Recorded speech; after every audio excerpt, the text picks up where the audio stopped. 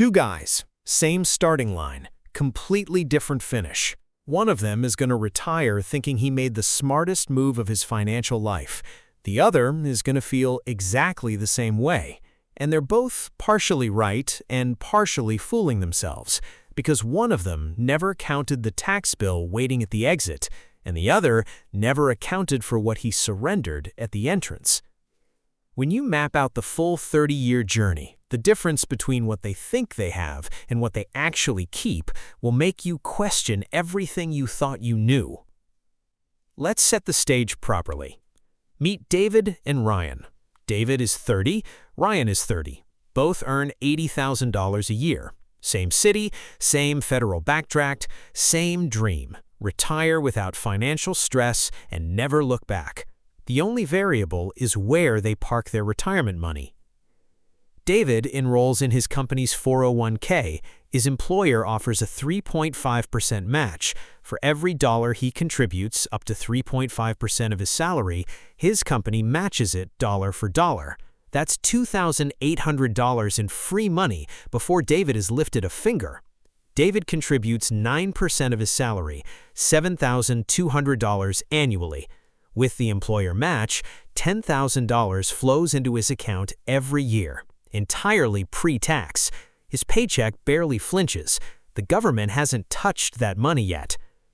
At the office, nobody asks Ryan for investing tips. At barbecues, he mentions the Roth and gets polite nodding. Nobody gets excited about a Roth IRA at a cookout. But enthusiasm and math operate on completely different frequencies.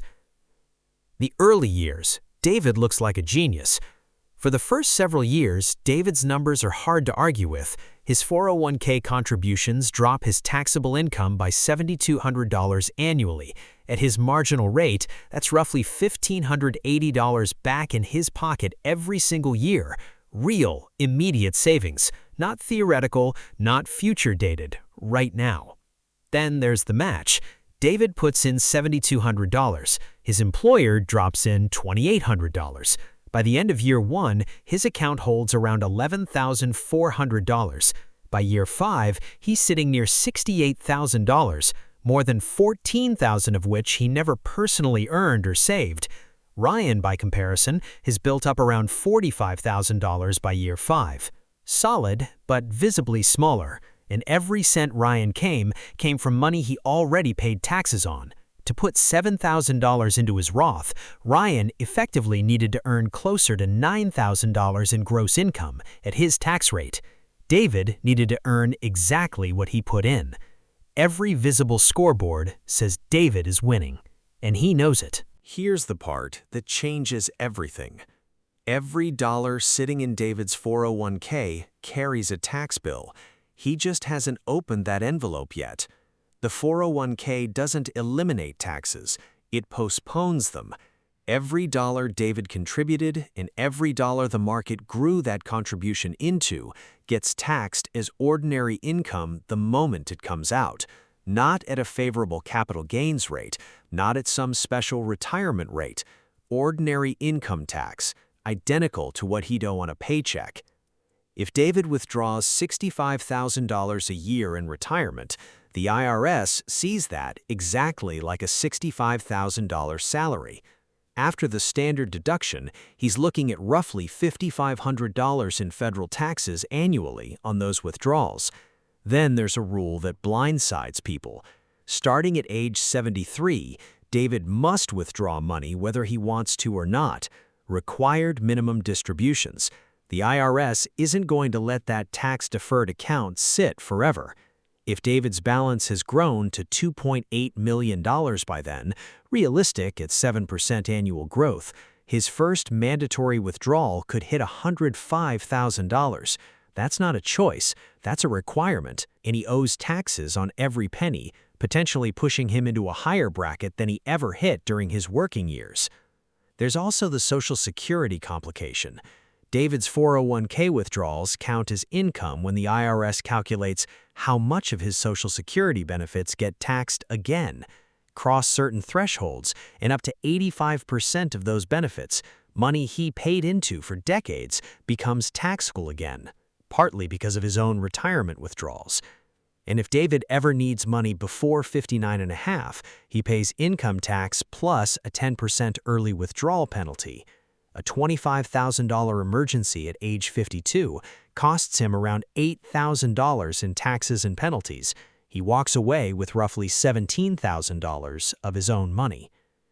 But the Roth has real weaknesses too. If this were a Roth IRA commercial, I'd stop here. It's not. The Roth has genuine limitations. The contribution ceiling is low. In 2026, Ryan can put in $7,000 a year. David can shelter up to $23,000 in his 401k, more than 3 times as much. For anyone trying to aggressively reduce taxable income during peak earning years, the 401k isn't even a close competition. There's no employer match on a Roth IRA. Nobody is handing Ryan free money. That 3.5% match David receives, $2,800 annually, compounds into roughly $320,000 over 3 decades. Ryan has to build every dollar himself. Income limits apply too. If Ryan's career takes off past $150,000 as a single filer, his Roth IRA eligibility begins phasing out. Past $165,000, the front door closes entirely. And there's an opportunity cost nobody loves to discuss. Ryan pays approximately $1,580 more in annual taxes than David because his contributions aren't deductible. Over 30 years, that's nearly $47,400 in taxes Ryan paid that David didn't. If David had invested those annual savings into even a basic brokerage account at 7% growth, that money would have grown to more than $180,000. That's money Ryan forfeited by paying today instead of later. At retirement, the full picture. After 30 years, both men retire at 60. David's 401k balance, approximately $1,310,000. 7 figures. It feels like an enormous win, and it genuinely is. His employer kicked in $84,000 in match contributions. The market did the heavy lifting. Ryan's Roth IRA balance, approximately $850,000. No 7-figure headline, but every single dollar is completely his, tax-free, permanently. They both start drawing $65,000 annually. David pulls $65,000 from his 401k. After the standard deduction, his federal tax bill runs roughly $5,500 a year.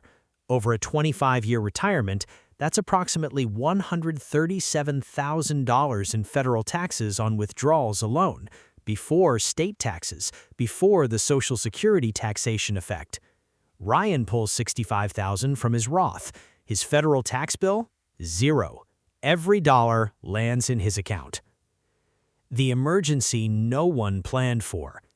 At age 48, both men face a sudden $28,000 expense. Medical, family, doesn't matter. David goes to his 401k. He's under 59.5. He pays the 10% penalty, $2,800 gone immediately.